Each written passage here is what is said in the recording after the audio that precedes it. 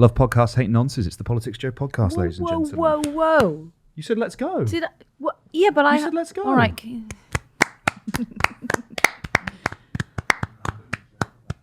The applause sounds much less significant when there's only two of us, doesn't it? Well, I wasn't ready. You want to do it again? No, that's fine. How's your day going? Well, thank you for asking, Ollie. This morning, I went to a press conference thingy, press event, and I was talking to two people who were very, very interested in talking to me, and in a way that I don't think they've ever been that interested in talking to me before. And as I left, I realised that my top was undone. And then I left, and Jade, can I mention you on the, is that all right? Jade and I were walking away, and I started screaming at her. And she started screaming back at me.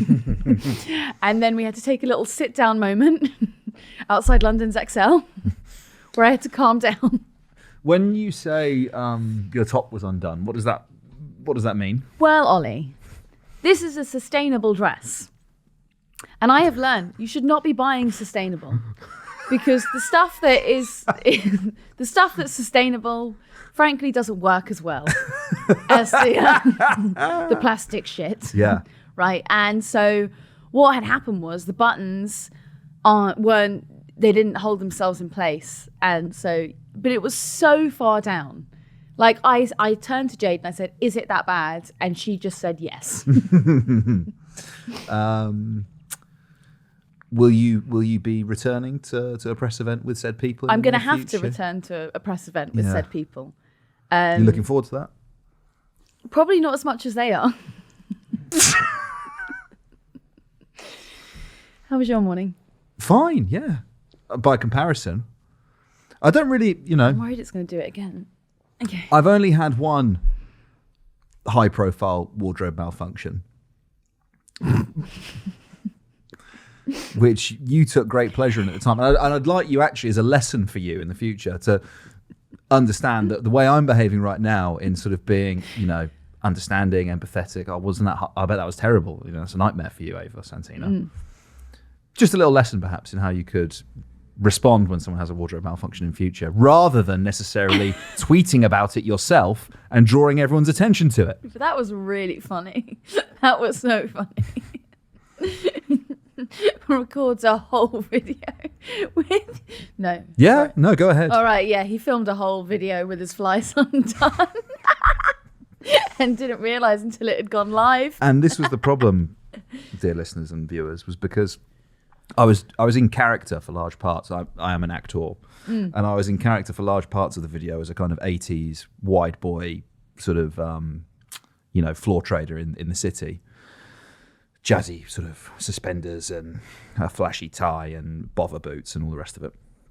A slightly confused man, it must be said. And some people thought that I deliberately left my flies undone as part of the character. It looked like artistic choice. Yes. And very helpfully, you clarified for them that no, it was in fact an accident and that they were just undone.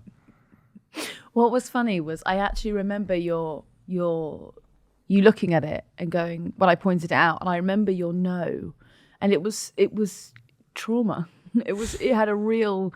You do an impression of it? You just sort of went, no. Yes. Yes, Ollie. Yes. Yeah, my morning's been fine. Thank you. I've been interviewing James O'Brien, the video of which will be appearing on our YouTube channel, I think, possibly maybe before this podcast makes it to air. So go and have a look at that. Get involved. Such is the magic of editing. Yes, indeed. It's a beautiful thing. And so we're doing a little bonus podcast today. Just you and I still. Where is Ed Campbell? I think he's got the cold that I have. That's a funny way of saying you gave him a cold. No. I think I'm getting it right now. Oh, he gave it to you? Well, I felt it coming on like an hour ago. And so I'm thinking Basically, I'll tell you what I'm thinking. I'm thinking I don't want to be sat in a basement next to you for 20 minutes if you're infectious. Quite far away from me, and you've been sitting right by Ed and Laura, who's also a carrier. They got it at the ULEZ protest on Saturday. No, see, normally it's Ed. Normally it's Ed who's like fucking the Gestapo when it comes to people being sick, right? He's like disappearing people. He's actually sent me home before on a work day. Yeah, but to be fair, you came in crawling on your hands and knees. There was no need for you to have come into work that day. Oh, like Billy, don't be a hero. Well, I am a hero. Oh, the podcast, what will they do without me? We all know I carry this podcast. Look, the thing when you do like use a device like that, it has to not be true.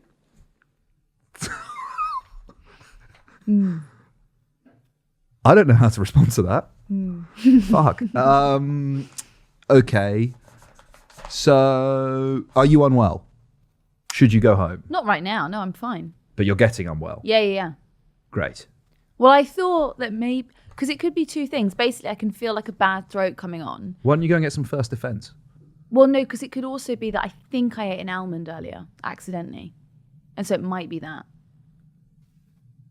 Are you allergic to nuts? Yeah, no, just almonds have just the Right. Yeah.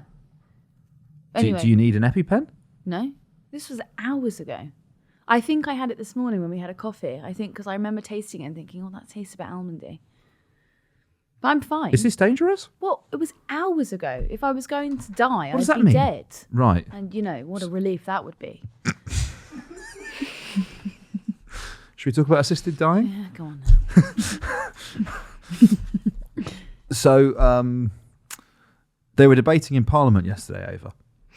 Well, they were debating in Westminster Hall, which doesn't quite have the same... It's technically Parliament, isn't it? No, of course it is Parliament, but it doesn't have the same... Just doesn't hit. There's no hit the same. legislation. It's a petition-based debate, it's right? not. It's not a bill. Yeah. So it's not something that's going to be. It's not like it had its. It's not a bill that just had its first or second reading. It's just an idea. They basically had a meeting of ideas. They met on the battleground of ideas yesterday. You're fucking kidding me. That's what they did. No way. The MPs entered the marketplace of ideas. They did, yeah. Did anyone buy anything? Well, they bought Esther Ranson's, wanging on. Should we take that out? I mean, I think it's funny. Sorry. I'm Yeah, joking. I'm very much on her side. You're right. She will not shut up, will she, about that stage 4 lung cancer that she's got? It's terrible. Yeah, wanging on. Oh, Esther, bloody wheeling out Esther Ranson again to talk about assisted dying. I know. Fucking unbelievable. I don't like it because every time she's up for... I feel like we hear from her so often, and every time we hear from her, well, all the it other makes me so upset, and so I can't stand it. all the other spokespeople have died. Yeah, but not in the assisted manner in which they wanted to. No, they've died unassisted. Yeah. The thing I really don't like about this is that she's able to go. She's booked in with Dignitas, and her family can't go with her. Oh, because I really don't like that. Yeah, no, neither do I. Okay, I'll put my unassisted dying jokes aside for a moment. So there's a problem there for her, really, isn't there? Which is that by becoming such a campaigner on this, there's a horrible truth now to the situation, which is that, generally speaking, I think a lot of police officers will use discretion if someone was to go to Dignitas with a relative who was going to kill themselves, right? You might get a knock on the door, you might get a cursory, perhaps. It's against the law to do so, right? Because it's, you're helping someone to die. But because she has been so open, so vocal, and campaigned on this, if her family were to go with her to do that, it then puts the police in a very difficult position. Yeah. And it's almost something that she's had to sacrifice to talk about this in the way that she has. Because if she hadn't, it's possible that they would have been able to get away with going with her. And I don't think they can now. Her daughter has said that they've already made the decision that they won't go with her because of exactly what you've just said. Yeah, look, I mean, to just get into the argument about this, I don't understand the argument that goes, you don't have sovereignty over your own life.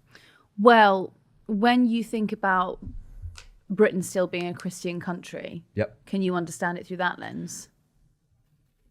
Because that's what's holding it back. Truthfully, Yeah. no, I can't. Sorry, I'm not asking you to understand Christianity. I'm asking you to understand that. Many people have asked me that. Yeah, but I'm asking you to understand that a lot of members of Parliament Yeah. have grown up Christian, Yep. and so this is the ultimate. Believe that every life sin. is sacred. Yeah. Well, yeah, it's the ultimate thing you absolutely can't do. Couldn't even be buried in a graveyard until recently, Look, if this had happened. with the greatest respect, I think that's hokey cokey nonsense. Yeah, well, so do I. But like, I'm just I know putting you're forward their argument. You are religious, and I'm aware that you're not. I don't want to say what you are and aren't. It's not my place to do so. Just this fucking guy talking for me all the time. Are you religious? Well, yeah, but I Yeah. don't. So but- I'm aware that when I start taking the piss out of this, that I'm also taking the piss out of you, which is not what I'm trying to do. But that's why I'm being a bit. Do you know what it is? It's sort of like I don't see the logic in it. I really cherry pick what I like at. But okay, what it is, Well, that's your right. growing up Catholic, it's very difficult to explain to non-Catholics the how deeply embedded the teaching is in you. It's, I mean, you must have heard of Catholic shame. Or Catholic guilt. Yes, of course I have. Yeah. It's taught from so young that these sort of ideas I can imagine people would rebel against, but not even realizing they're rebelling against them. So, when someone says, well, you puts down an extremely logical argument like Esther Ranson has done here, a Catholic would go, well, no, you can't do that. And even though all of your logic is telling you that that's a really sensible point that she's making, and obviously she should have the right to do it, in your brain, you're like, well, no. It's like little rats. Like when you give rats little shocks? Yes. That's the Catholic Church. Okay. So there's so much.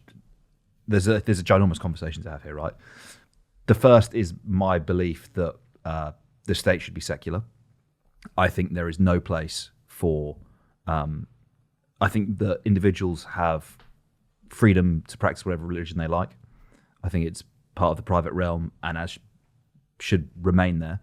I think it's deeply immoral to impose any sort of governmental state decision about, particularly one that has legally binding power, based on a moral system derived from religion that someone might not follow, right? So, and I think we'll probably end up talking about actual belief in a second. But the idea that because your nation state is deeply ingrained with the Church of England, and you believe that there's some benevolent big bloke in the sky with a long beard, means that I can't go and kill myself or have help killing myself, really fucking grates on me. However, the ginormous problem with that from a moral perspective is that I am entirely conscious of the fact that basically all of my morals, basically all of the simple laws of state that I think should exist, for example, thou shalt not kill, are essentially derived originally from the Bible, right? That there is this book that I think shouldn't have any bearing on my life whatsoever, and yet most of what I think about what is right and wrong derives from it. And I struggle from a moral position. If you can't point to religion and say, I know that this is right and wrong because there is this thing, this higher power that tells me it is so and has taught me that it is so. If I say I don't believe in that thing, so where the hell is my basis for my morality coming from? Do I believe that there is some fucking mega super highway floating above the planet from which we can derive our morality about what's right and wrong? No, I don't. How do I know that it's wrong to kill a person? What is the objective thing I can point to and say that it's immoral to do something if I don't have religion in my life? I struggle with that. Well, being an atheist is a belief system. And so it's unfair to ask other religions to believe in your belief system as well. You're not like the control variable from which all other religions grow from. You have your own set of beliefs. I think as I get older, I would have previously described myself as an atheist. I think I'm agnostic now, to be quite honest with you. I don't know what the answer is.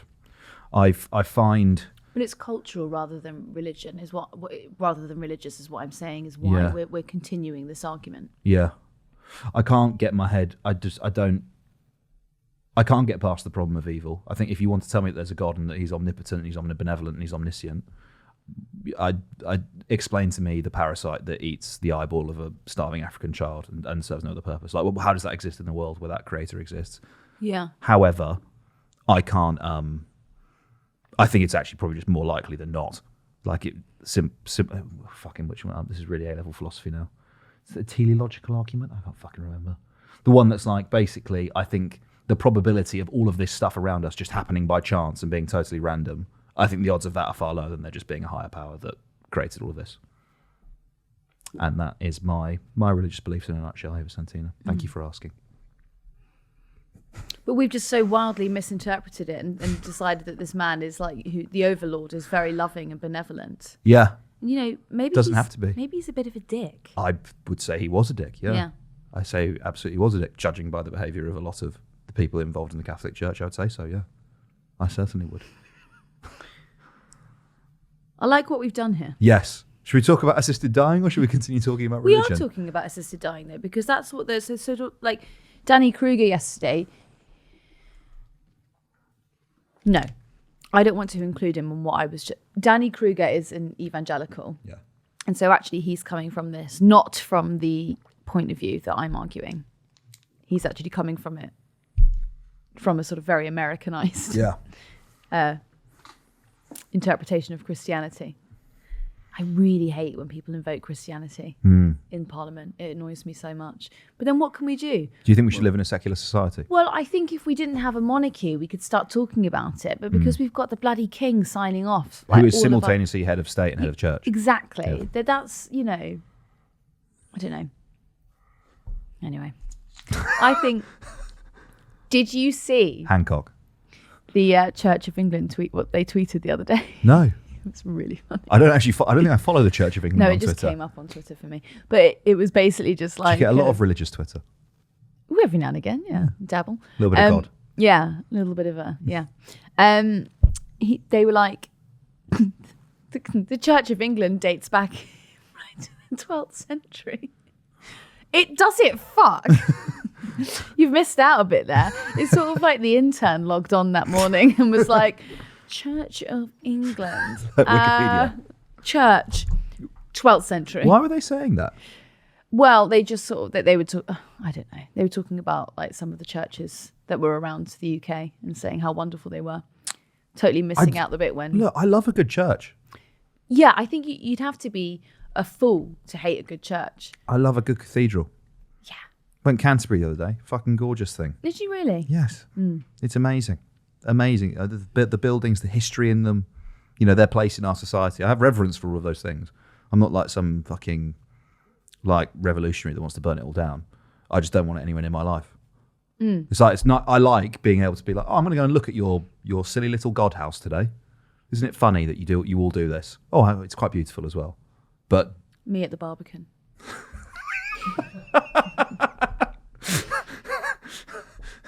The Temple Mount of brutalism. Your little ode to socialism. Your little project. Do you find any arguments against assisted dying compelling? One, but in a very nuanced way that I don't like to. The one of perhaps you will find like 1 in 1 million cases where someone is pushing their older parent to die. Yeah, for sure. I think I understand that argument completely, right? I think no one is suggesting here that it's like carte blanche, it's open, everyone gets a shotgun and go and do away with your granddad. There obviously have to be safeguards in place. Do you know? It's not. With no one suggesting that it's just if you get power of attorney, you can tick box for someone and off they go and they die. Yeah. Surely that's what we're advocating for. It's kind of like the veganism stuff we were talking about yesterday. Oh yeah. There's no nuanced discussion. It's always extrapolated out into these like huge extremes. Yeah. There's no normal way of talking, because what Esther Ranson is saying is so sensible. You almost go, just sign it off. Like, it's fine. Yeah, I think there are versions of this that are quite limited, right? Where it's just you have to have a terminal disease as diagnosed by a doctor.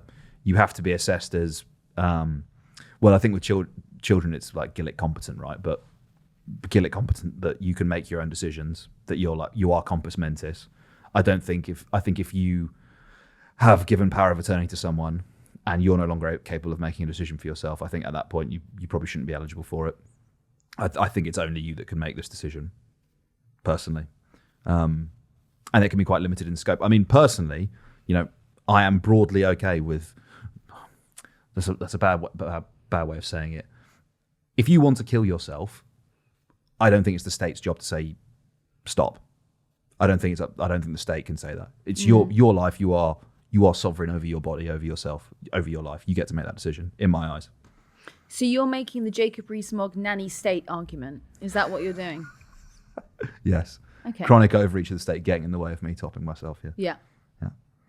I think it's so simple that I can't even offer different perspectives on it. I just think it's so obvious that if you've got a terminal illness and you're looking down the barrel of 30 years of chronic pain, I don't know why on earth someone else gets to tell you that you have to live with that sentence. It's basically, you're being, people just getting imprisoned in their own bodies for sometimes half of their lives. It's my greatest fear, other than hammers. Locked in syndrome. No. We're not doing this. Because the last time we talked about it, I'm a claustrophobic. This affected me in ways for weeks. Yeah. Okay. I don't. We won't talk about it then. I had to get the tube this morning. What a fucking day to get the tube. You're telling me. I know. And so I had to take a beta blocker. Were you anywhere near Hainault? No. But I got to Liverpool Street anyway. Yeah. And then I was I don't get on the tube. No, I just don't get on it. No, you don't. I think the last time I got on it, I came in and was like, go. Yeah. So then I took this beta blocker before I got on the tube and I had to wait on the platform for it to kick in. By the time I got to where I needed to go, zen. Oh, really? Zen. So calm, so peaceful. Because there are people who'll say, you cycle, right? You cycle a lot. Yeah. I'm a big advocate for cycling, having also been knocked off my bike by a private hire taxi, by the by. There are people who say, sorry, you willingly cycle around central London, but you won't get on the tube. And they'll think that that's an insane thing. Yeah. Because there are people, particularly when I go back home and tell people that I cycle around and they're like, what the fuck, why would you do that? Why? They think it's like a genuinely insane, like dangerous, highly dangerous thing to do. And I guess it probably is. Actually. Well, I think you have to be very good at the roads. I think if you only have a cursory relationship with driving in London, if you can't drive in London, you shouldn't be cycling. You are at one with the road. I am at one. You know when the Pope gets off the plane and kisses the ground? That's me. With the roads of London. Yes. It's a great intertwining of God and cycling that we've just been discussing here. Masterful. One thing I really hate when we talk about, it's not my fault that I was brought up Catholic, but whenever we talk about it on this podcast, the shit that you get from people about it is unbelievable. I've noticed that there has been a hesitancy in you. Yeah. Talking about this just now. Yeah, there has been. I've not really. Should we move on? No, I don't mind. It's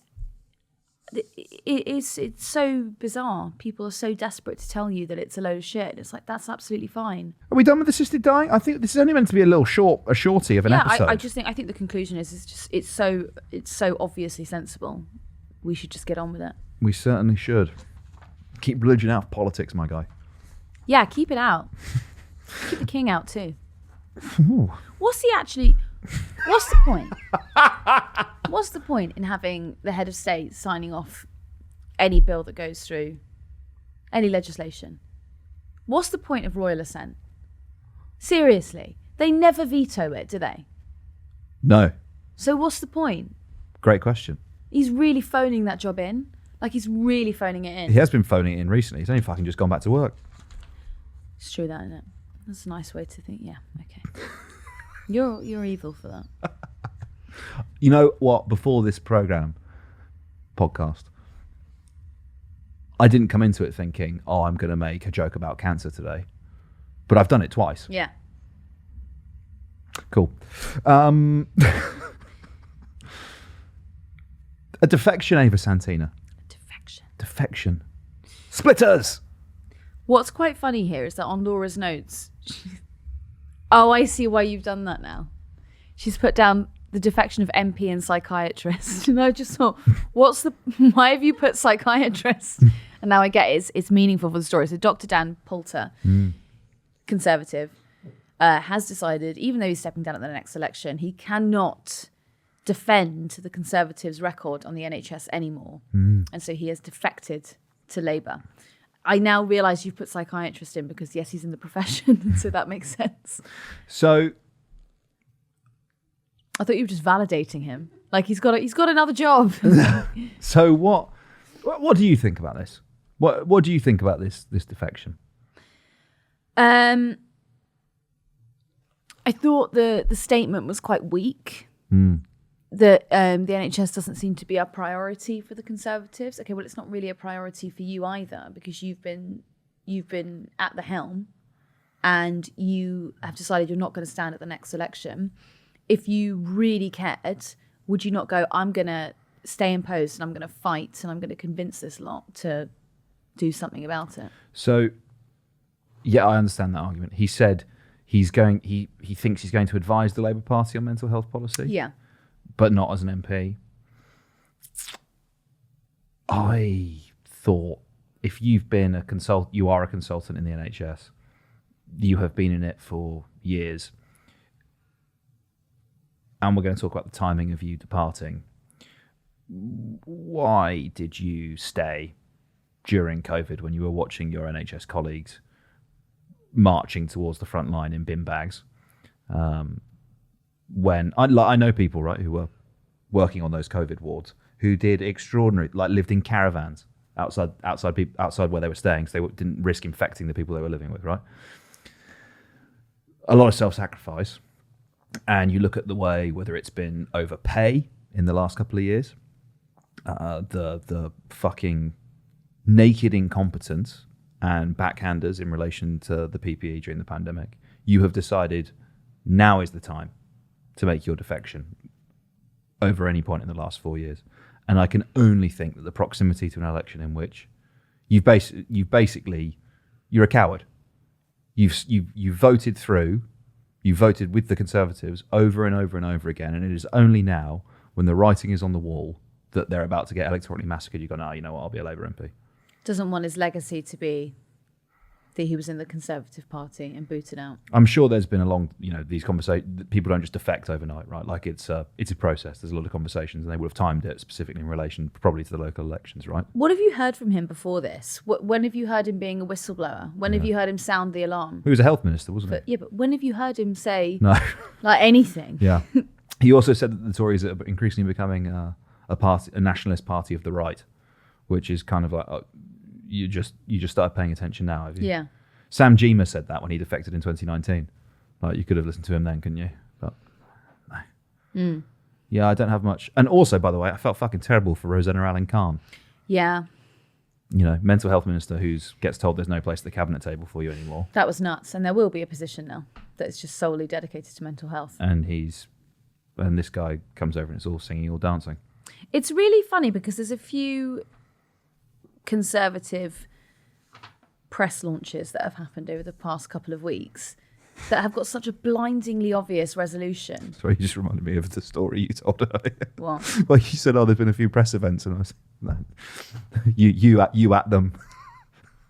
I actually, yeah, that's all I do at press. It's all I do at press off. I'm the entertainment. Yeah. Sorry. This is not the only dress from this brand that's done that. Why'd you keep buying them? Because I thought it was me not buttoning it up properly. And I actually think victim blaming. Classic victim blaming. It's not like I've got a huge rack and it's just like, no, but I don't. What am I meant to say when you say that? Whatever I say, it's bad. Do I say, no, Ava, you have... No, obviously I'm not going to say that. You could have just let me carry on speaking. Sorry, please. Sorry. The floor is yours. The floor is yours. Go ahead. I don't think I asked for a reaction. The format of the show is Validate my rack. you say something and then I say something. That's how this works. It's a podcast. What I was saying was the structural integrity of the dress should be able to sustain my frame. That's what I'm saying. All right? It's going to give me body dysmorphia. Yeah, now we're getting into it. Let's go. You look so scared. What do I can't. Say something else for me to reply to. Okay. So the problem with my rack. Sorry. Okay, yeah. So the Conservatives, their approach to so the Conservatives in the past couple of weeks have proved that they've been very able to identify current issues that we have in the country at the moment, yeah?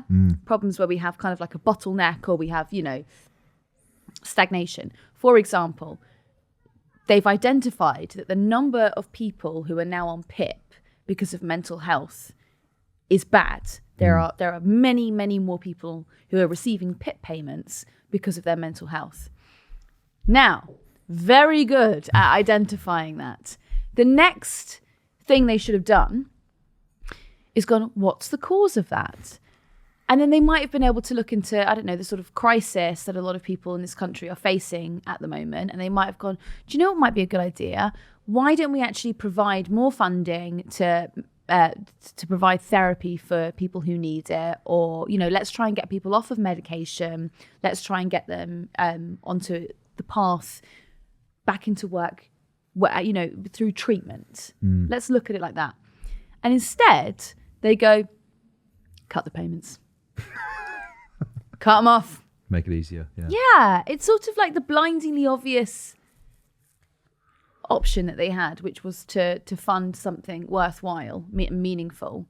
And they went, fuck it, let's go back to 2004. Let's cut them off. Yeah, let's cut them off. I think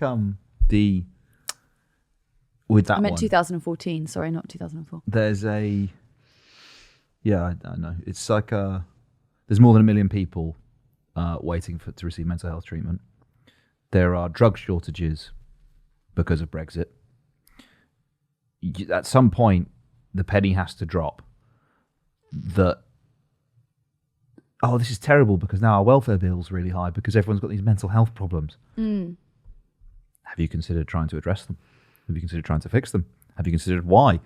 In the statistic he used was that it's about 50%. I think it is 50% of PIP claimants are listing either depression or anxiety as one of the reasons that they're off work.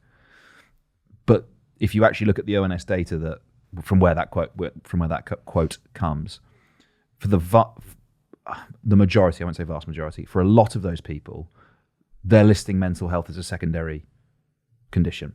So it's, I am disabled, I have had an injury, I am chronically sick, and I'm now also depressed because I'm not working, or my condition has made me anxious. For a lot of these people, it's not, because I think the way they're trying to dress it up is basically, millennials who have anxiety basically being, I'm going to claim universal credit because I'm a bit anxious about going into work. It's not who most of these people are. Most of these people are people with physical disabilities. Part of their general state of existence is that it makes them depressed and anxious. And this is one of the things that frustrates me most about the mental health conversation. We like to medicalize and we like to remove the individual from the context in which their mental health exists. So rather than saying, we've spoken about it before on the podcast, what's your housing situation like? What are your relationships like? Are you single? Do you have friends? Where's your family? How's your job? What are you eating? Are you exercising regularly? How's the housing market? How's the job market? What are the conditions of the society in which you live? Because quite possibly your health isn't just something that's going on in your head that's a problem for you to solve. Your mental health is something which connects to the world in which you live, which, by the way, it's not like the government has no control over that. They can they can adjust those factors that are feeding into that mental health picture for an individual. But he's also identified that, Sunak. He's also identified that people might be feeling the way that they are because of their temporary situation. And again, rather than saying, maybe we should do something about housing, he goes, cut them off. Yeah, cut them off. Smart. Considering this is only a bonus episode, Ava, I think we might finish it there. Do you think we should finish it there? Yeah. A little Tuesday treat. They've had enough. I think they're full. I actually think they're full. They're full of podcast beans. Do you know one thing I just wanted to add in, which I thought was quite interesting? Please. Rishi Sunak has not been on the campaign trail with Susan Hall at all. I wouldn't, to be honest with you. I wouldn't attach myself to that cause. No. It feels like I think the Tories had a real opportunity to, if they'd have actually put someone decent up for it, there was an opportunity with this election to give Sadiq Khan a run for his money. Unfortunately, they put her up for it. But they've put 3 candidates up against him that have been total shite. Sean Bailey was bad. Was shite. I think Zach Goldsmith had a chance. Do you think? Well, until he did his big old racism. Yeah, they love. What is that? They went from. They looked at the last 2 candidates, particularly Zach Goldsmith, and they went, yeah, he went for the anti-Muslim thing. That didn't work. Let's go again. Like we go again. We boys. go again. Yeah. They'll just keep banging their heads against a brick wall. What London's like, will you fuck off? What do you think the selection process was like for CCHQ? Like they were just ringing round going, have you liked any posts by Enoch Powell recently? No, I genuinely think no one wanted to go for it. I think that's how you end up with a candidate like that. Loads of people want to be London mayor. It's basically just Paul Scully at this point, isn't it? Yeah, why didn't they put Paul Scully? He really wanted to be it. Yeah. My friend, a friend of mine, we were at a thing where Paul Scully was at just before Susan got selected. And I don't know why, he'd had too much to drink and he just would not leave Paul alone. He was like, I know you want to be mayor. Tell me you're up for the selection. I was like, babe, we're now straying outside of the realms of journalism now. This is harassment. This is harassment. Leave him alone. He was loving it. Right. Yeah, that's it. Is that us? That's us. Ava Santina, always a pleasure, never a chore. Ollie Dugmore.